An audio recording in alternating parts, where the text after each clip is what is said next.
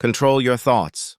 Change your life. These words are more than a slogan. They are a law of existence. Napoleon Hill once said, "Whatever the mind can conceive and believe, it can achieve." And that truth is just as real today as it was nearly a century ago when he spoke it. Your life, your future, your destiny, they all begin with a single thought. What you allow to live in your mind will eventually take form in your reality. Look around you right now. Every invention you see, every building, every road, every piece of technology, it all started in someone's imagination. Somebody thought it first before they built it.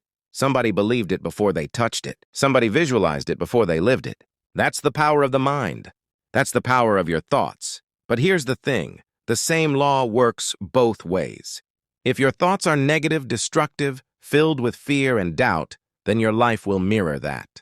If you wake up every day saying, "I can't," your life will prove you right. If you allow your mind to dwell on failure, you will attract more failure. If you constantly rehearse what you don't want, your life will shape itself around that very thing. Your mind is a garden and it will grow whatever you plant. Plant weeds, and weeds will grow. Plant seeds of greatness, and greatness will grow.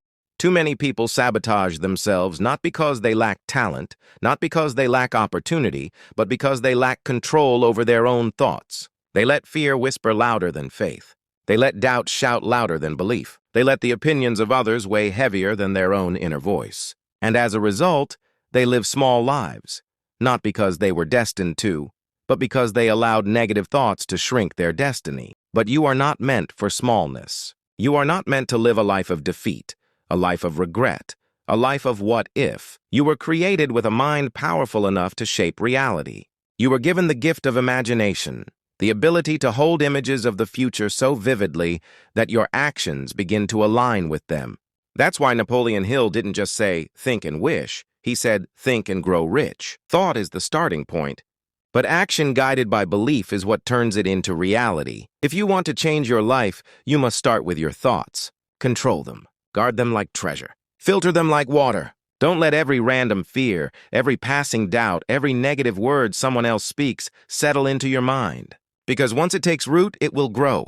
You have to be intentional about what you allow in your head. You have to choose your thoughts the way you choose your clothes each morning. And just like you wouldn't wear dirty, torn clothes to the most important event of your life, don't clothe your mind with dirty, defeated thoughts when you are stepping into the most important season of your life. Every great man and woman in history understood this principle. They mastered their mind before they mastered their craft. Athletes visualize their performance before they compete.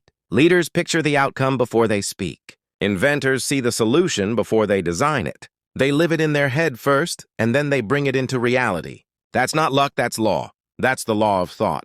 Right now, I want you to think about what's been living in your mind. What's been on repeat in your thoughts lately? Is it fear? Is it worry? Is it doubt? Is it regret? Or is it faith? Is it hope? Is it determination? Is it gratitude? Because whatever dominates your thoughts will dominate your life. You can't think small and live big. You can't think lack and live abundance. You can't think defeat and live victory. It doesn't work that way.